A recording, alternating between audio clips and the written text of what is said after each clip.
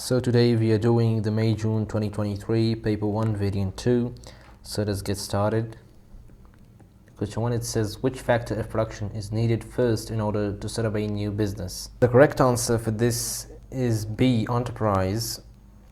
This is because without someone taking the initiative to manage the capital, labor and land and organizing these factors of production, the business cannot be established. Enterprise is therefore the driving force behind the creation of new ventures and the coordination of resources to produce goods and services. So B is the correct option. Question 2, it says, assuming nothing else changes, which change in an economy's labor market will cause the production possibility curve to shift to the left? A, it says an increase in worker immigration. If worker immigration increases, the total number of labor or workforce will increase, which will result in an rightwards shift in the PPC, not a leftwards shift. B, it says an increase in the retirement age. If retirement age increases, the number of working population or workforce will increase, which will result in outwards or rightwards shift in the PPC, not a leftwards shift. C, it says an increase in labor productivity. If labor productivity increases, the PPC will shift outwards. Again, incorrect. D, it says an increase in the school leaving age. If the school leaving age increases, it means the total number of the workforce will reduce because more people will be engaged in their education or learning in the schools, so less people will be available in the workforce, which will lead to a leftwards shift in the PPC. So D is our correct option for second one. Third, what is not a characteristic of a mixed economy? The government has no role in setting prices. This is not a characteristic of a mixed economy because in a mixed economy, government definitely has a role in setting prices. So A is the correct option. B says the government manages taxation rights, and it is indeed a characteristic of mixed economy. C, the government prevents firms from earning excessive profits. Again, it is a characteristic of mixed economy. D, the government provides services not provided by the private sector. Yes, services or goods such as the merit goods which are underprovided or public goods which are not provided by the private sector will indeed be provided by the government.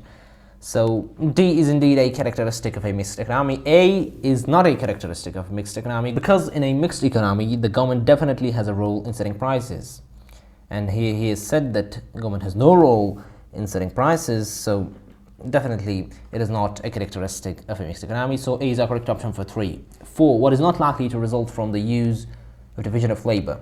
When division of labor is done, the production is divided into separate tasks and each worker is assigned a specific task in which they have to specialize and do it times and times again. This will result in a worker doing the same task repetitively in repetition, which will result in the worker becoming expert in that task, which will lead to higher quality, higher quantity, a decrease in average cost, an increase in productivity. But what happens is that since the worker is doing one task repetitively, what will happen is that the work may become monotonous or boring for him, which will result in a decrease in motivation. So an increase in motivation is very unlikely to result from division of labor. All other options will definitely, they are likely to result from the use of division of labor. So B is the correct option for 4.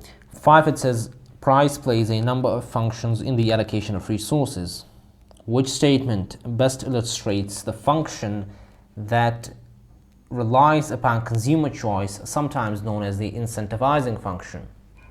Option A, it says a price fall can show consumers that a good is becoming less popular. It is incorrect because a price fall typically indicates increased affordability, or it may be due to a shift in consumer preferences. It does not always indicate a decrease in popularity. B, it says a price fall tends to persuade some producers not to stay in the market for the good. B is correct because it illustrates the incentivizing function of price relying on consumer choice. This is because lower prices mean lower profit margins, which may make it unprofitable for some producers to continue producing the good.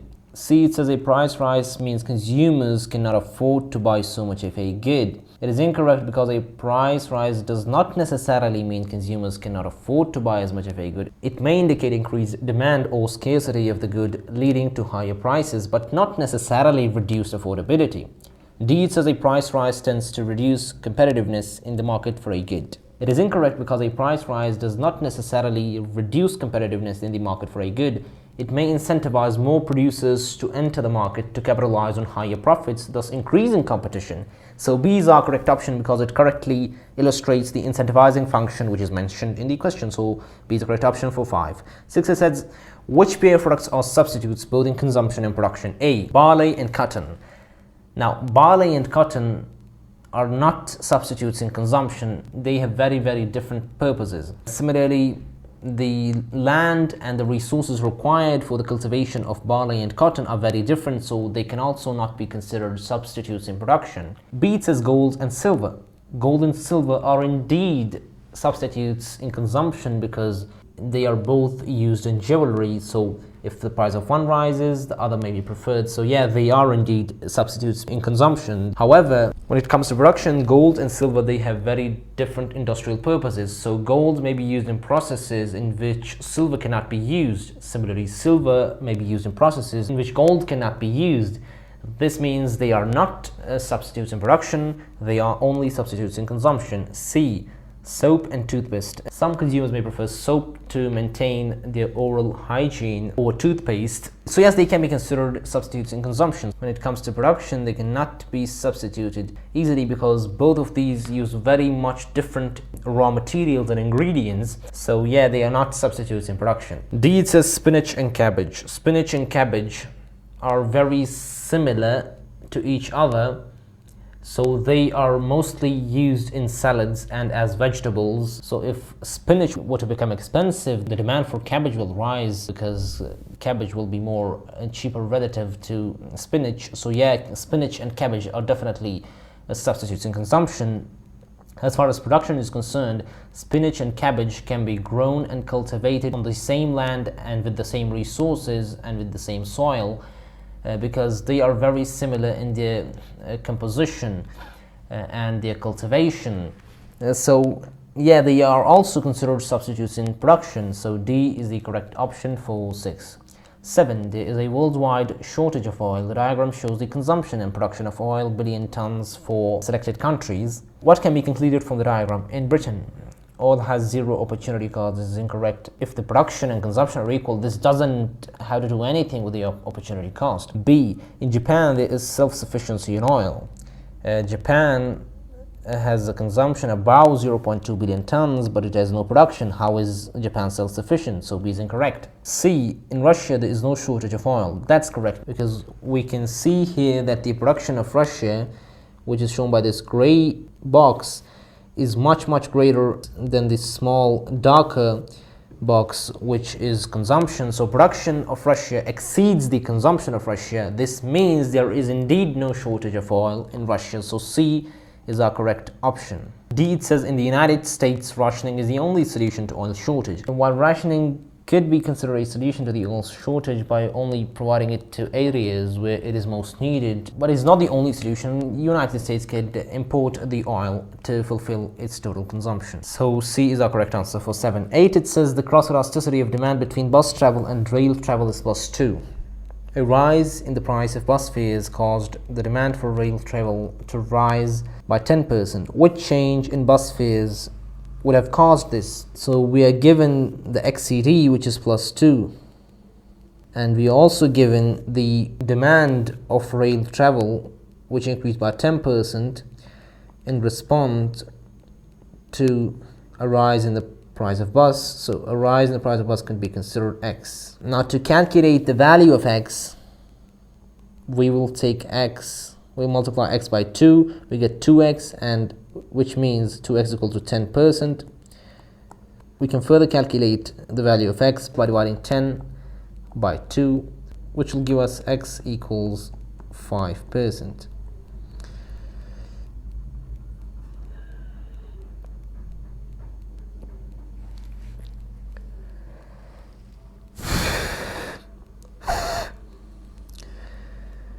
Now, the rise in the price of bus is 5% as we've calculated.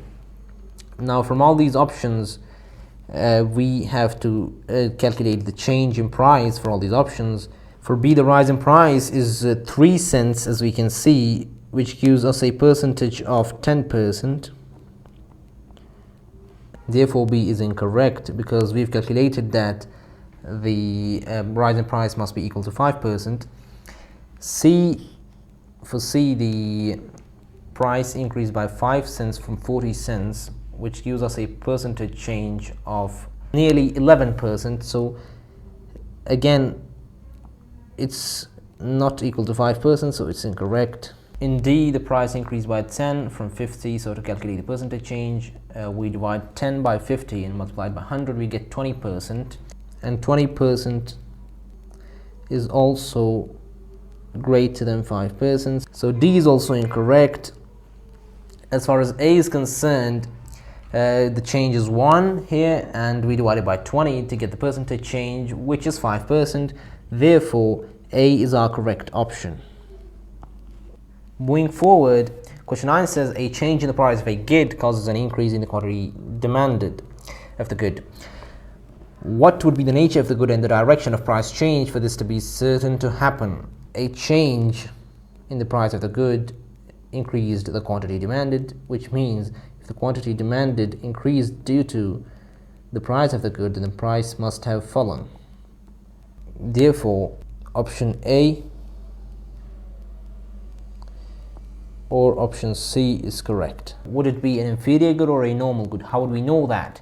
Inferior good are of two types. For one type of inferior good, a price fall will result in a fall in quantity demanded, and for the other type, the price fall will result in an increase in quantity demanded. Since we are not sure whether the inferior good mentioned here is a given good or not a given good, because in case if it is a given good, the price fall will result in a fall in quantity demanded, and since the examiner has mentioned the word certain, we cannot be certain for inferior good. Therefore, A is incorrect, and it is normal good, because for a normal good, a price fall will always result in an increase in quantity demanded, so correct option would be C.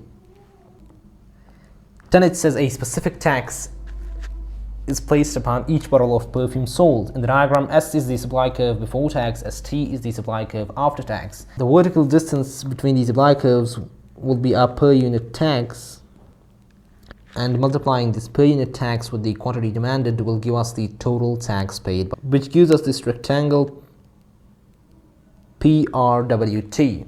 But the question asks which area represents that part of the tax revenue paid by producers. Now, always when a tax is imposed, the lower part of the tax is paid by the producers and the upper part of the tax is paid by the consumers. So this rectangle PQT will be paid by the producers, so B is our correct option. 11, it says the diagram shows the supply curve of a firm. Which statement about the price elasticity of supply along this curve is correct? A, it says PES is greater than unity at all points along the supply curve. This is incorrect because at this particular point we can see that the quantity supplied is positive but the price is 0. And when the price is 0, the quantity supplied is positive. The resulting PES will be perfectly inelastic. Then as the price becomes positive with increased quantity, then with increased quantity, the PES value will start to increase because the price starts to becoming positive. And initially the price is 0 and the quantity is positive, would result in a perfectly inelastic PES value. So it is indeed not greater than a unity at all points, because as we've established, the initial point is perfectly inelastic. B says PES is the same at all points along the supply curve. PES is only same for all points along the supply curve if the supply curve emerged from the origin like this. But since the supply curve is emerging from the quantity axis, the PES value will not be the same at all points along the supply curve, so B is incorrect as well. C, it says PES is elastic when the price is low and becomes more inelastic when the price rises. As we initially established that at first the PES of this supply curve will be perfectly inelastic, and as quantity increases, the PES value will increase. But here in option C, it says the opposite, that it becomes more inelastic when the price rises, which is indeed the opposite of what we have established. Option D says PES rises when the supply rises. This is correct because when initially price elasticity of the supply curve is perfectly inelastic, it increases as the quantity and the price increase. So yes, the D is the correct option for 11.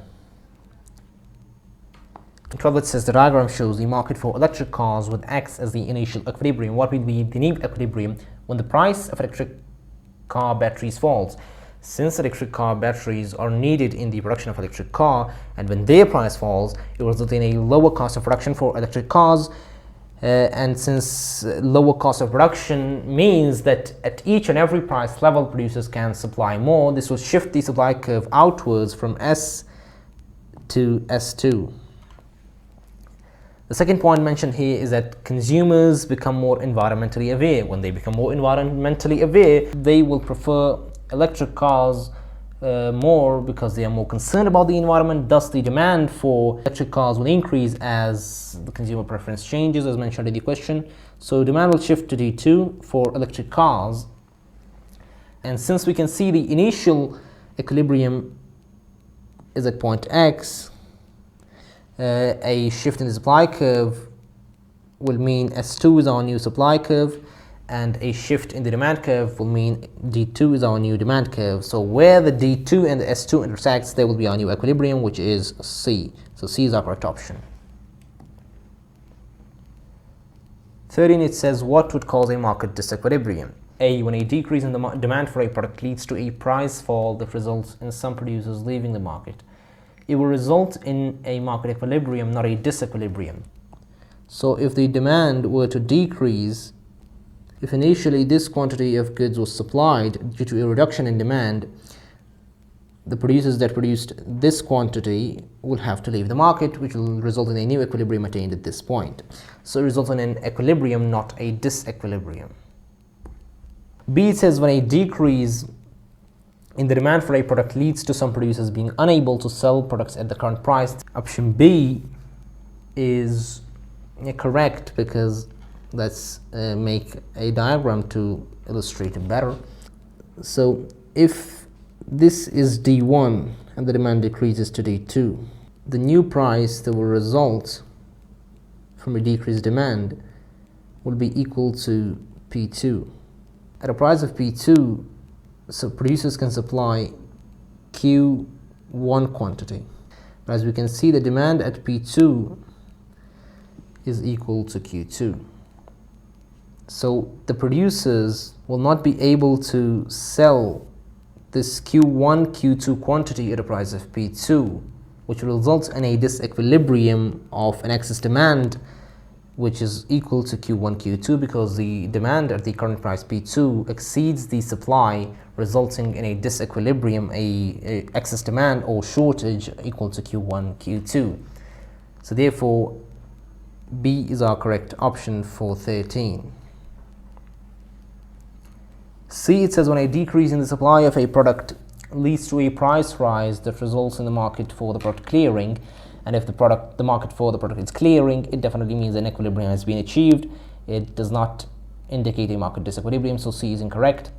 D, when a decrease in the supply of a product leads to a price rise that makes it too expensive for some poor households. Since some poor households cannot afford this product at a higher price, and the households that are not very poor, they can still afford it, which will result in the quantity demanded to equal the quantity supplied at a lower quantity and a higher price, so it will result in an equilibrium as well. So D is incorrect as well.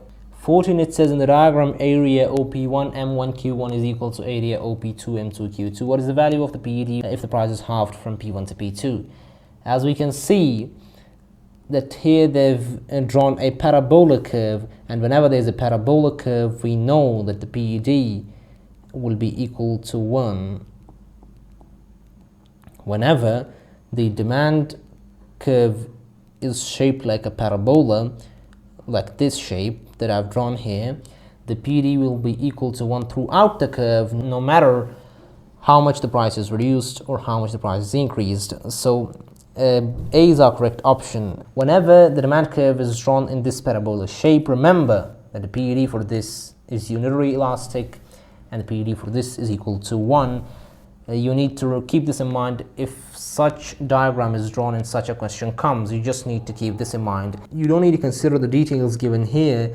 Just as you see that the demand curve is shaped like a parabola, like this shape, then be confirmed that the PED is unitary elastic and that the PD value will be equal to 1. So therefore A is our correct option.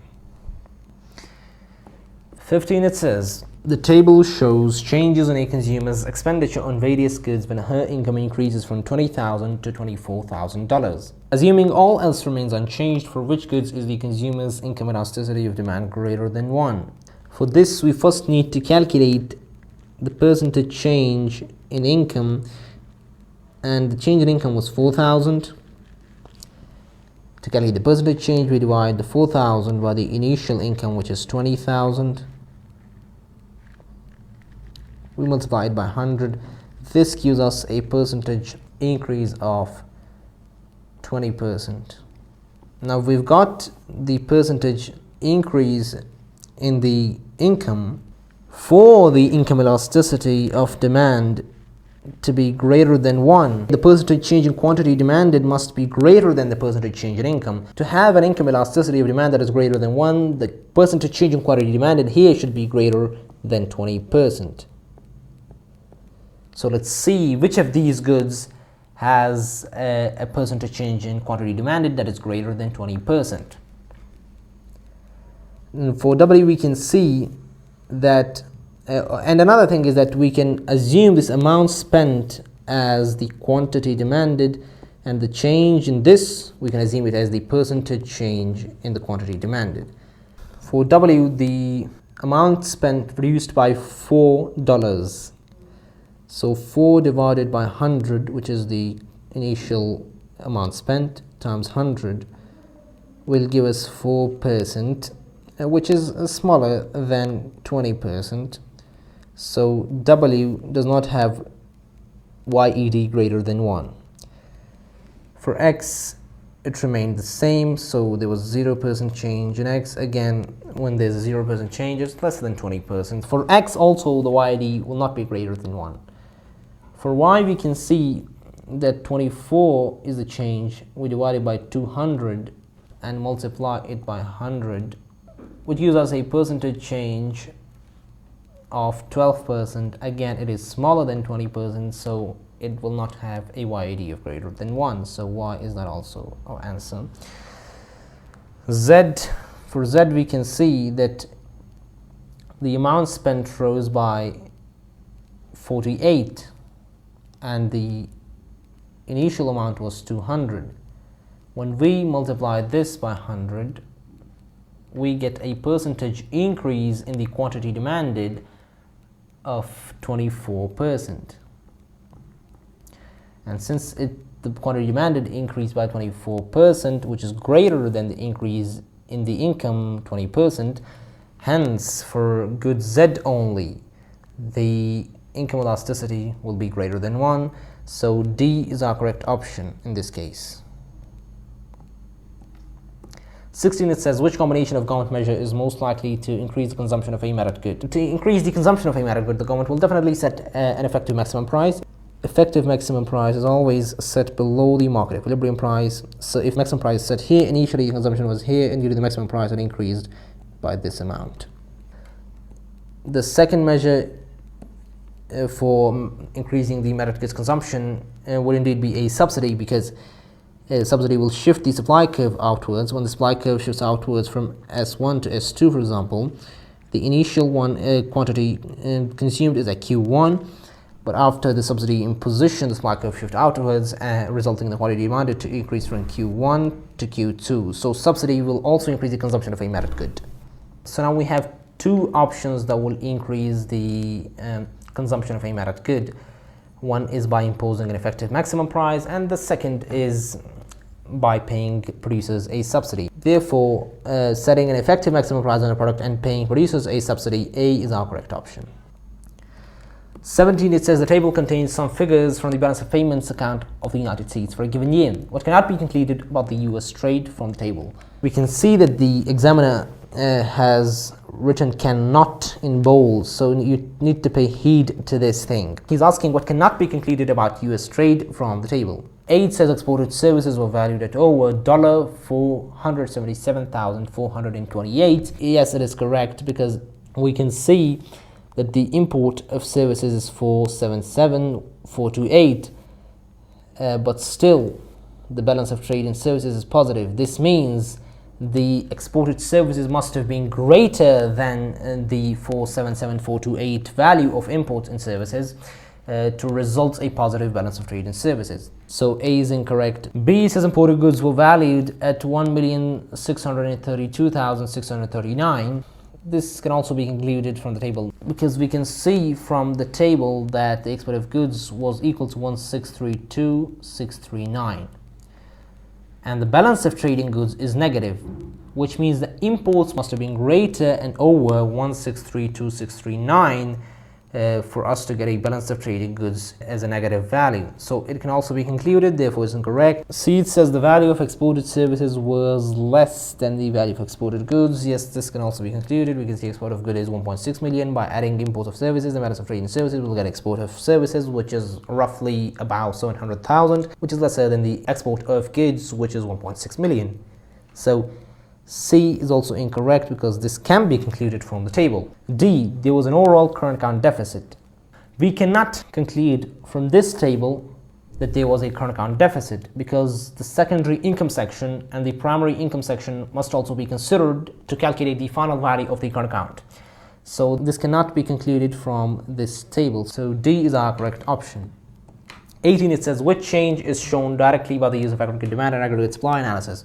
The answer for this would be B, the price level, because aggregate demand or aggregate supply analysis, it shows the real income, not the nominal income. It doesn't show the unemployment level, it doesn't show the wage level, it only shows the price level. So B is the correct answer for 18. 19, it says why might aggregate demand increase when a country's price level falls? 8 says domestic interest rates will tend to fall.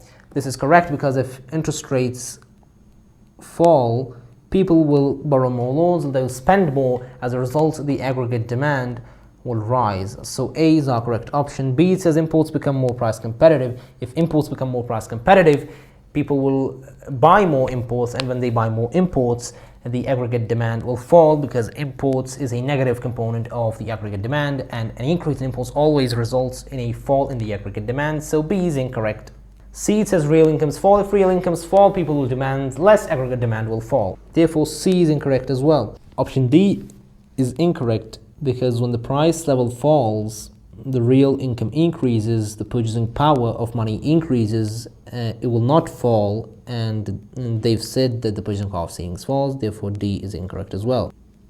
20, it says what is used to convert nominal GDP to real GDP. The formula that we use for nominal GDP to be converted to real GDP is real GDP equals change in nominal GDP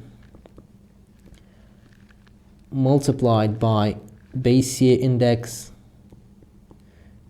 divided by current year index. The base year index basically indicates the price level in the base year, and the current year index indicates the price level in the current year. So the correct option would be B, the changes in the price level. Change in the price level from the base year index to the current year index. This is used to calculate the real GDP. Therefore B is the correct option for 20. 21 says the diagram shows a basic two-sector circular flow of income. What can be concluded about the direction of flows? The one that I have marked in blue are clockwise, and the arrows that I've marked in red are anti-clockwise. Option A says consumer expenditure flows anti-clockwise. No, it is incorrect, because consumer expenditure occurs by households giving money to the firms, which occurs clockwise, as we can see, not anti-clockwise. So A is incorrect. B, it says goods and services flow clockwise. Goods and services flow from the product market to households, as we can see here, which is anti-clockwise, not clockwise. So B is incorrect as well. C, it says incomes flow anti-clockwise.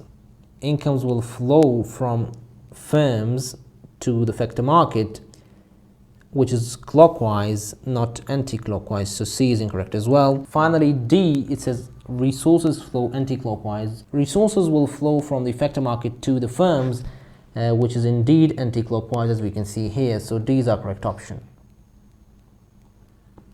22 says the table shows the types of unemployment and their possible solutions. Which combination is not correct? We can see for cyclical, they have raised the government spending to increase the aggregate demand and increase the employment level, which is correct. B, it's frictional. To solve the frictional unemployment, the possible solution would indeed be increasing advertising of job vacancies. So C is also correct. D, it says structural unemployment. To solve structural unemployment, we will definitely retrain workers. So D is also the correct solution. The only incorrect solution is A, because if there's technological unemployment, you need to train the workers to be adapted to the new technology. Why would you introduce a minimum wage legislation? That is not a possible solution. So A is our answer to 22. 23, it says which combination of policies would be most effective in reducing a balance of payments current account surplus? To reduce a balance of payments current account surplus, we will have to increase our import levels. Now, let's see, a decrease in the tariff of imports. By decreasing the tariff on imports, imports become cheaper and the demand for imports increases. And when the demand for imports increases, their total value increases. As a result, the balance of payment or the current account surplus will reduce. So the tariff on imports must be decreased. So the options could either be C or D. A devaluation of the exchange rate is not the most effective policy for reducing a balance of payments current account surplus, because if we devalue the currency, what will happen is that the imports will become expensive, and when imports become expensive, people will demand imports less, which will increase the current account surplus, not reduce it. So the devaluation of the exchange rate should not be done. The decrease in tariff on imports should be done. Thirdly, an expansionary monetary policy. An expansionary monetary policy is indeed effective in reducing a balance of payment current account surplus, because if we expand the money supply or reduce the interest rates, people will have more available funds. They will spend more both on domestic goods and also on imports, and when they spend more on imports, the results will be that the balance of payment surplus will be reduced. So yes, expansionary monetary policy is also needed for reducing the balance of payments current account surplus. So therefore C is our correct answer. 24, it says if a country is experiencing a period of high inflation, which groups will benefit the most from this? The companies that export the majority of the output, what happened for them is that high inflation will result in higher costs of production, which will make their exports uncompetitive, so they will not benefit from a high inflation. Indeed, B or D could be correct. Fixed income earners, what happens for fixed income earners is that when inflation increases, the purchasing power of their income and the real income they receive decreases, because with the same income they can now buy lesser goods than they could before. So it does not benefit at all the fixed income earners. It does not benefit the companies that export the majority of the output. It does not benefit the fixed income earners.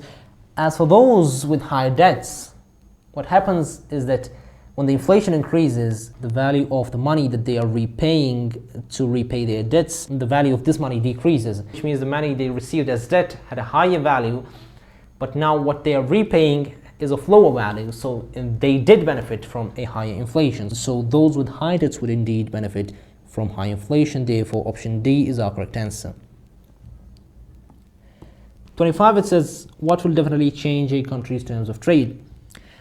One, when the price of imported raw materials increases. When the price of imported raw materials increases, imports will become expensive. When the price of imported raw materials increases, the terms of trade will fall. So yeah, number one will definitely change countries' terms of trade. Secondly, a change in inflation rates. A change in inflation rates may or may not be passed on to exports. Number two will definitely not change a country's terms of trade. It may or may not change it. Number three, an appreciation of the exchange rate. An appreciation of the exchange rate means exports become expensive, imports become cheaper, which will definitely affect or change a country's terms of trade. So 1 and 3 will affect or change a country's terms of trade. So C is our correct answer. 26. The world consists of two countries, M and N. The graphs show their production possibilities for wheat and rice. Countries M and N operate on their production possibility curves, and before specialization, country M produces 60 units of wheat and country N produces 30 units of wheat. What will be the change in the world output of rice if both countries decide to specialize according to competitive advantage? Before specialization, the total output of wheat is 90 units. The output by M is 60. The output by N is 30 for wheat. For rice, we do not know it before specialization. The total output for wheat before specialization is 90, and the total output for rice is unknown because we do not have the output before specialization. Now what we can do is that we can calculate the opportunity cost of rice in terms of wheat. If country M can produce 100 units of rice in total and 100 units of wheat in total if all resources are allocated, this means 100 units of rice can be produced and 100 units of wheat can be produced. The opportunity cost is 1:1. To produce 1 unit of rice, country M will only have to forego 1 unit of wheat. This means the opportunity cost is 1:1. Now if M produces 60 units of wheat, for example here the wheat production is 60 units, what will be the production of rice if 60 units of wheat are produced by M, country M? We know that the opportunity cost is 1:1, so if 60 units of wheat are produced, 60 units of rice are foregone, and since 60 units of rice are foregone, if we deduct 60 from 100, the output of rice here will be 40. So if we produce 60 units of wheat, we will be able to produce 40 units of rice. So for M, before specialization, the output of rice will be equal to 40 units. Country N can produce 50 units of wheat if all resources are allocated and 75 units of rice if all resources are allocated, which means 50 units of wheat can be produced and 75 units of rice can be produced with all resources, which gives us an opportunity cost of 1:1.5. And when the opportunity cost is 1:1.5, what will be the output of rice? If the output of wheat for country N is 30, this means 1.5 times of 30 units of rice are foregone, which gives us 45. So 45 units of rice are foregone to produce 30 units of wheat. And since the total output of rice with all resources allocated is 75, if 45 are foregone, 75 minus 45 gives us a total of 30. So if 30 units of wheat are produced, we can only produce 30 units of rice. This means that before specialization, country N was able to produce 30 units of rice. If we sum it up, since the country R produces 40 and country N produces 30 before specialization for rice, total will be 70 units. So before specialization, the total output of rice is 70 units. But as we can see that country N is more productive in the production of rice as compared to country M. Country N will thus specialize in the production of rice as per the comparative advantage. This is because the opportunity cost of producing 1 unit of rice for country N is equal to 1:0.67, which can be calculated by dividing 50 units of wheat by 75 units of rice, which will give us 0.67. So to produce 1 unit of rice, country N forgoes 0.67 units of wheat. On the other hand, to produce 1 unit of rice, country M forgoes 1 unit of wheat. 100 divided by 100 gives us 1. So to produce 1 unit of rice, country M forgoes 1 unit of wheat. And country N forgoes only 0.67 units of wheat to produce 1 unit of rice. This means that country N is more productive or has a comparative advantage in the production of rice. This means country N will specialize in the production of rice and it will allocate all of its resources towards rice production. And when it allocates all of its resources towards rice production, it will get a total of 75 units. So after specialization in rice, country N has an output of 75. The total output of rice after specialization will be equal to 75. And the output before specialization for rice is equal to 70. And the output after specialization for rice is 75. This means that the output for rice after specialization rose by 5 units. So the correct option will be C. It will rise by 5 units. 27 in the diagram shows the current equilibrium of an economy. The government introduces a contractionary monetary policy. So a contractionary monetary policy will lead to a fall in the investment, and when investment falls, the aggregate demand will shift inwards, it will shift downwards, which will result in lower inflation. So if initial inflation was here at P1, the reduction in price will reduce it to P2. So we can safely say that the contractionary monetary policy reduced the investment, and the reduced investment reduced the total aggregate demand, and the reduced aggregate demand resulted in a fall in inflation from P1 to P2, as you can see here. So option A will be our correct answer because it says a fall in investment and a fall in inflation. 28 says the government wishes to reduce the deficit on the secondary income section of its current account. Which policy would be the most effective? Secondary income section of the current account is concerned with the current transfers, including the charities, donations, aids that inflow into the country and that outflow of the country.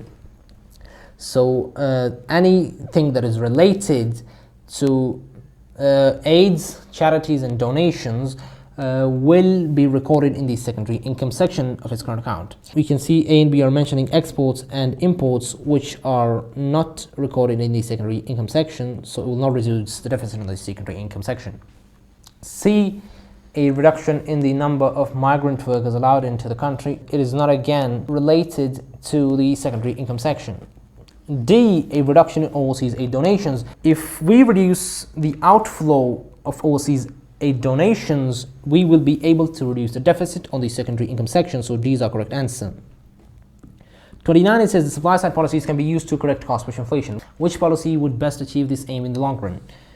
If we allow the trade unions to maintain the work practices irrespective of productivity, which means even if the productivity falls, we allow the trade union to maintain their work practices, and this will definitely not contribute to a shift in the long-run aggregate supply outwards, because we are not focusing on productivity and allowing trade unions to do whatever they want, which will not be classified as a supply side policy, which will correct cost push inflation. So A is incorrect. B, it says encouraging workers to work extra hours for extra pay does not improve the skills of the workers and will not improve the productive potential of the country, so B is incorrect as well. C, increasing the total labor supply by employing more unskilled laborers. If we increase the labor supply by employing unskilled workers, it will not increase our productive potential, and thus it will not shift the longer aggregate supply curve outwards, and thus it will not be able to correct the cost push inflation, so C incorrect as well.